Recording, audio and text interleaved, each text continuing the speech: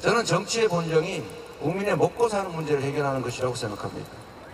물론 먹고 사는 문제 이전에 안전하고 평화롭게 살아가는 길을 열어주는 것, 안전하고 평화로운 세상을 만드는 것이 가장 중요하지만 그건 기본 중에 기본이니까. 눈에 띄는 역할이라면 우리 국민들의 먹고 사는 문제를 해결하는 것, 경제와 민생을 살리는 것, 이게 바로 정치의 역할이라고 생각합니다. 정치의 가장 핵심적인 역할을 하는 사람은 바로 대통령입니다. 대통령은 이 나라의 운명을 결정합니다. 국민들로부터 이 나라 주권을 위임받아서 5년의 기간 동안 국민을 위해서 정말 온 정성을, 온 힘을 다 쏟아야 되는 바로 그런 존재가 대통령입니다. 안타깝게도 지난 2년간 너무 많은 것들이 망가졌습니다. 첫째는 이 나라 한반도의 안보 문제가 심각해졌습니다. 미국 조야에서 전문가들이 중동 다음으로 전쟁이 벌어질 지역으로 한반도를 꼽고 있습니다. 심지어 한반도가 핵전쟁의 위협이 있다고 공식적으로 발언하기도 합니다. 한반도의 안보 문제는 우리의 경제 문제이기도 하고 민생 문제이기도 합니다. 순방이 민생이 아니라 평화가 곧 진짜 민생입니다. 한반도가 안 그래도 분단 국가에서 지정학적 리스크로 주가 지수도 사실 할인당하고 똑같은 기업 가치도 평가절하되고 있지 않습니까? 다행히 민주정부에서 한반도 평화체제를 구축해서 안정적인 상태가 되니까 해외 투자들이 많이 늘어났습니다. 그런데 내일 당장 전쟁 나도 이상할 것이 없을 만큼 이 긴장이 격화되고 군사적 충돌 위험이 있는 이런 나라에 미국 빼고 유럽 빼고 투자할 이유가 없지 않습니까? 한반도의 안보 문제가 경제 문제를 악화시키고 있습니다. 맞습니다. 국제관계 역시 마찬가지입니다. 외교는 철저하게 국익 중심으로 우리 국민들의 이익과 국가의 미래 중심을 두고 판단해야 합니다. 그리고 경제 문제에 있어서도 사실 정부가 조금 더 관심 가지고 정말로 경제적 원리를 조금이라도 이해하고 이 불황기에 정부의 역할이 무엇인가를 중학교, 고등학교 경제, 정치경제 교과서만 좀 읽어봤더라도 지금처럼 이렇게 놔두지는 않았을 거예요. 경제가 이렇게 망가질 수가 있습니까? 다른 나라는 거의 정상을 회복했습니다. 그런데 대한민국만 유독 1%대 성장률로 폭락을 하고 말았지 않습니까? 경제가 어려우면 서민들이 더 죽어납니다. 위기 때 고통받는 것은 서민들입니다. 어려운 때일수록 서민 지원을 늘려야 하는데 부자들 감세해 주느라고 재정 부족하다고 서민들 지원 예산을 삭감하지 않습니까? 이러니 경제의 실핏줄이 살 수가 없습니다. 할 얘기는 정말 무궁무진 밤새야 되겠지만 우리 민주당이 그러면 어떻게 할 건지를 간단하게 말씀을 드리도록 하겠습니다. 우리 민주당은 대안 세력이고 집권이 준비되어 있는 정당입니다. 이거 리액션 박수 금지. 네, 잠깐만. 좀 이따 하기로 하고요. 자, 우리가 민주주의 후퇴를 막고 정부의 경제 실패, 안보 실패, 민생 실패 이런 걸 다 막아야 되지만 우리가 해야 될 일도 있습니다. 우리는 앞으로 퇴행을 막는 것뿐만 아니라 다시 대한민국이 선진 대한민국으로 그리고 희망과 미래가 있는 나라로 세계에 자랑하는 자부심 있는 나라로 가야 합니다. 우리가 몇 가지 정리를 했습니다. 1, 2, 3, 4, 5. 대한민국의 가장 문제는 출생률이 전 세계에서 역사적으로 가장 낮다는 사실입니다. 이 사회에 희망이 사라졌습니다. 가임 여성이 출산을 0.6명밖에 안 한다고 합니다. 인구가 지금 줄어들고 있습니다. 고령화가 진행이 돼서 노동 가능한 우리 국민들이 부양해야 될 사람이 너무 많아졌습니다. 출생률을 회복하지 못하면 이 나라 미래는 없습니다. 지구상에서 가장 먼저 소멸할 국가로 지금 평가받고 있지 않습니까? 출생률 1을 회복하겠다. 이게 저희의 첫 번째 과제이자 목표입니다. 두 번째, 물가를 2% 이내로 관리할 것입니다. 지금 파 한 단에 875원이라는 이상한 소리 하는 분도 계시던데, 제가 조금 전에도 지금 송파 시장 가서 샀더니 3,000원 하더라고요. 어제 포천에서 샀더니 거기는 3,900원 했습니다. 대체 저는 대통령이 물가를 관리하러 또는 시찰하러 가서 파 한 단에 875원입니다. 그러면 저 같으면 그랬을 것 같아요. 이게 정상적인 가격이야? 어떻게 파 한 단이 1,000원을 안 할 수가 있어? 파 한 단이 1,000원을 안 하면 농가는 수치를 맞출 수가 없어서 생산 자체가 불가능합니다. 우리는 모두 알지 않습니까? 그분만 모르는 것 같아요. 사과 값이 1시간 알바한 일당보다 더 많습니다. 지금 최저임금이 1시간 10,000원이 안 되는데 사과 한 개가 10,000원이 넘어요. 전 세계에서 감자값이 제일 비싼 나라가 대한민국이 됐습니다. 어떻게 살겠어요? 물가를 2% 이내로 관리하는 게 우리 민주당의 정책입니다.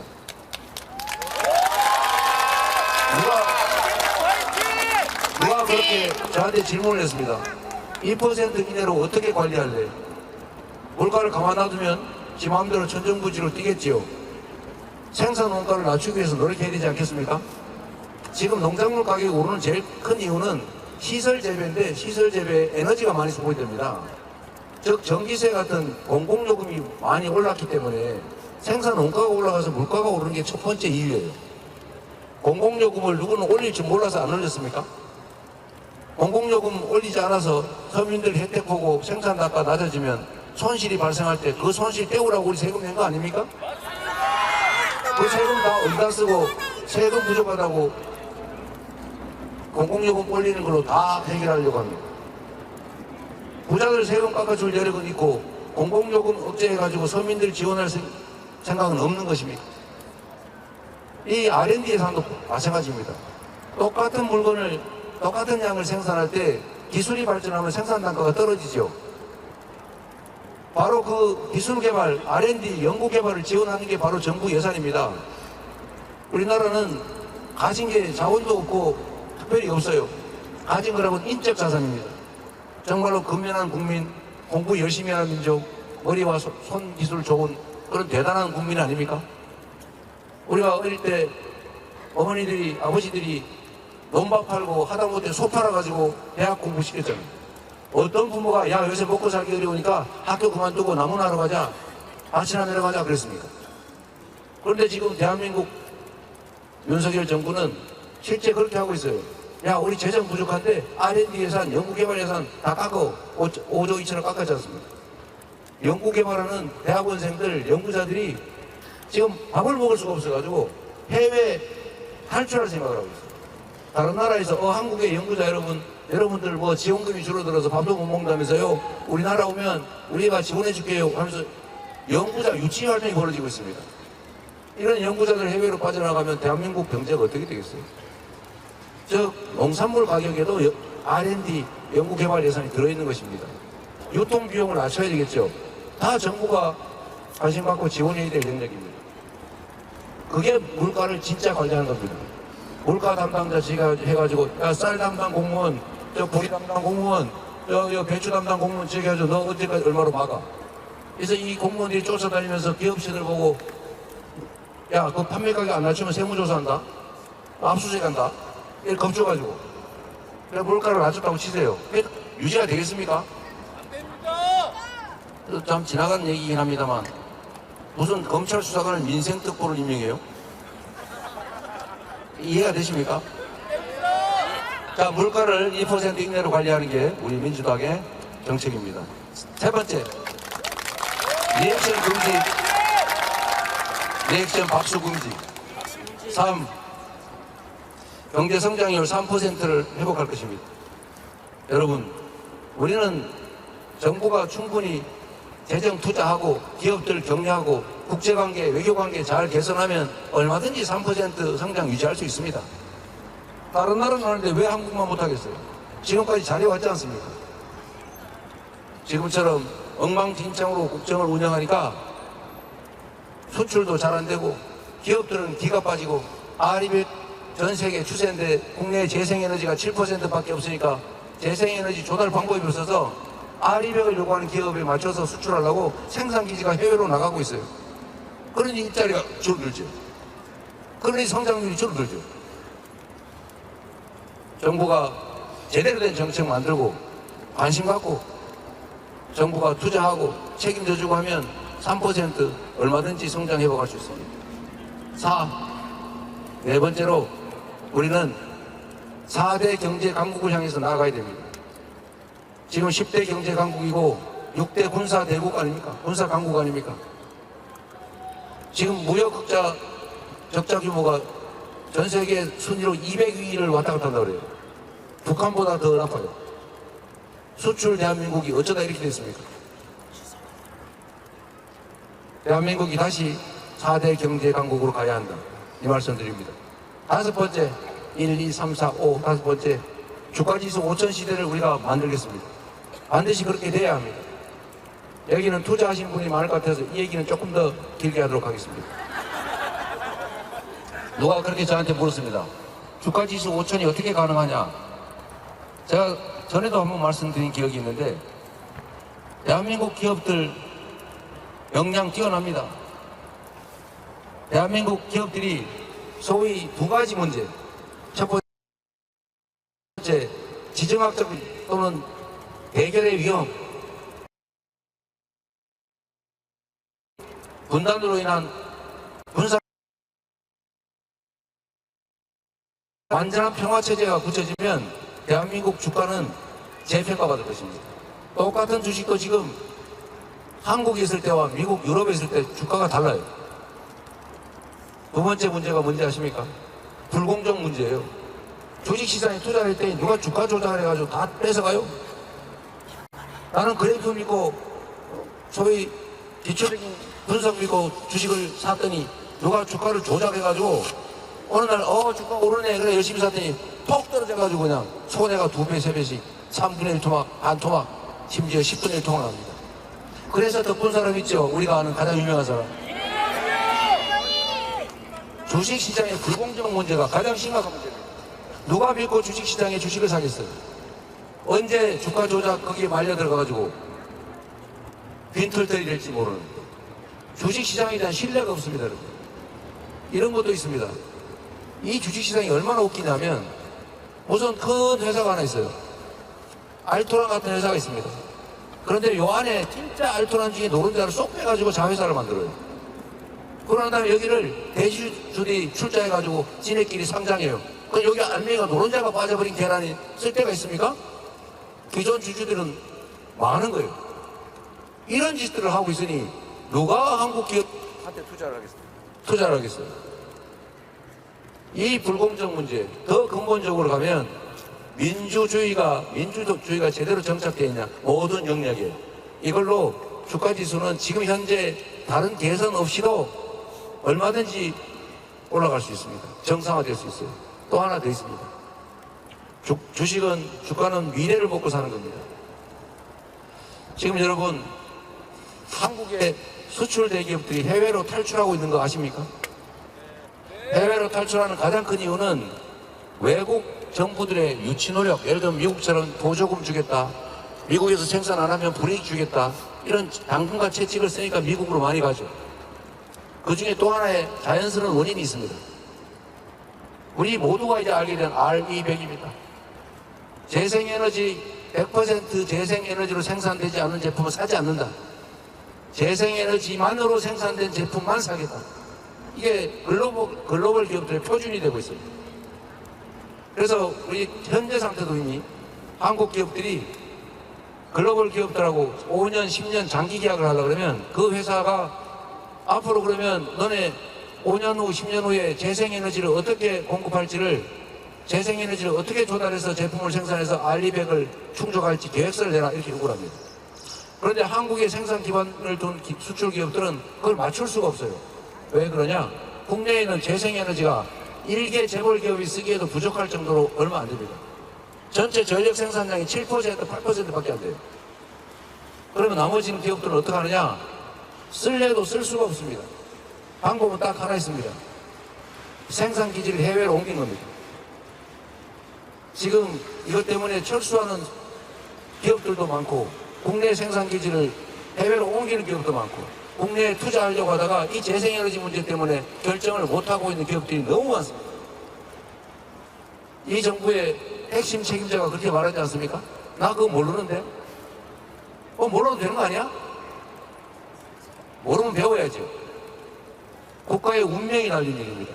그런데 만약 지금 우리 대한민국 정부가 제대로 정신을 바짝 차려서 이 불황기가 재생에너지 생산 시스템을 갖출 절호의 기회입니다.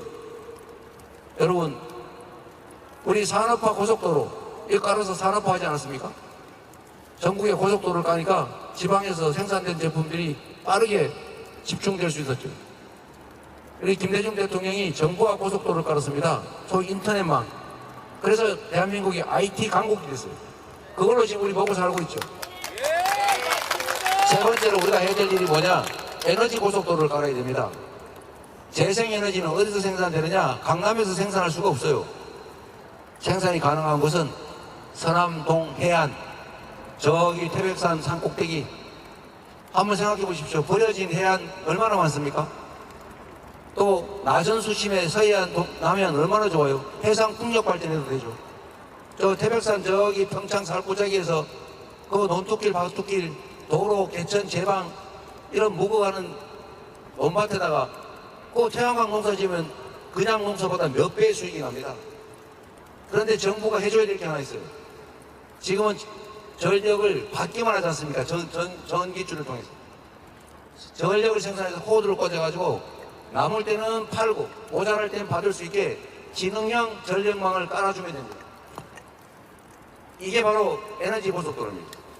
이럴 때 대대적으로 투자를 해서 전국에 에너지 고속도로를 깔아서 누구나 지방에서 에너지 생산해서 팔 수 있게 만들어주면 인구 소멸, 지방 소멸을 걱정할 필요 없습니다. 다 먹고 사는 일이 생겨요. 수익이 생기지 않습니까? 이 무한한 태양과 바람, 이 에너지를 생산해가지고 팔면 소득 늘어나죠. 자, 에너지 수입 대체하죠. 수출 기업들 재생에너지 부족해서 해외로 탈출할 일 없죠. 지방 소멸한다고 그러는데 지방이 인구 늘어날 것 아닙니까? 이거 해서 실제로 인구가 늘어나는 데가 신안군입니다. 그 섬에 인구가 늘어나고 있어요. 이거 정부 차원에서 하면 경제가 사는 획기적인 전환점이 됩니다. 맞습니다. 만약에 우리가 미래 산업에 투자하고 에너지 전환 시대에 재생에너지에 대대적인 투자를 해서 상당 정도를 작업할 수 있게 하면 국내 산업 기반들이 강화될 거 아닙니까? 그러면 주가가 올라가지요. 그런데 참 안타깝게도 얼마 전에 그런 얘기 들었습니다. 10기가 규모의 태양광 발전 산업을 발전을 하려던 사업체가 허가를 못 받았다고 그러죠. 10기가의 태양광 발전 사업을 하려고 그게 글로벌 해외 기업이었습니다. 허가 신청하는데 정부가 불허했어요. 여러분, 10기가 태양광 발전소가 원자력 발전소로 지금 몇 개인지 아십니까? 10개예요. 원자력 발전소 한 개가 1기가 정도로 생산합니다. 10기가의 태양광 발전소를 짓겠다라고 하는 해외 기업들의 허가 신청을 정부가 불허했습니다. 해달라고 빌어서라도 데려와야 되는 거 아닙니까? 정부의 정책을 바꾸면 경제가 살 수 있습니다. 정부의 정책을 바꾸고 정부가 제 역할만 해도 평균치만 해도 이 나라는 정상을 되찾을 겁니다. 평균치보다 조금만 더 하면 펄펄 날아서 4대 강국으로 가고 주가지수 5,000포인트는 1위도 아니다. 여러분이 생각해 주시기 바랍니다. 고맙습니다. 네. 아까 말씀드렸죠? 이거 리액션 금지, 함성 금지. 자, 우리 언론인 여러분, 아까도 몇 번 질문하셨는데 혹시 있으시면 해주시고 없으면 넘어갈게요. 네, 우리 마이크 좀 주실래요? 대표님, 동아일보 안규현 기자입니다. 아까 민생지원금 관련해서 말씀해 주셨는데 네. 혹시 13조 원의 재원을 마련할 방안에 대해서 혹시 좀 고민이 있으셨는지 한번 여쭙고 싶습니다. 잠깐만요. 네, 우리가 언제나 네. 네, 네. 우리가 언제나 본 정책을 하려 그러면 그 재원은 어디서 나와요? 이렇게 말합니다. 재원은 본질적으로 국민의 세금입니다. 당연히 세금이죠. 그럼 지금 당장 돈이 없는데 어떡하냐? 그래서 국채를 발행할 수도 있고 기존의 예산을 조정할 수도 있는 것입니다. 대한민국 1년 예산이 지금 현재 올해 680조 원입니까? 650조 원. 아마 추경하고 하면 한 700조를 넘길 수도 있죠. 조정하면 13조 원 정도는 얼마든지 마련할 수 있습니다. 그리고 여러분, 자꾸 국가재정 적자 얘기하는데 이것만 하나 기억해 주십시오. 우리가 가난하고 어려울 때 100만 원하고 여유 있을 때 100만 원의 가치는 다릅니다. 지금 당장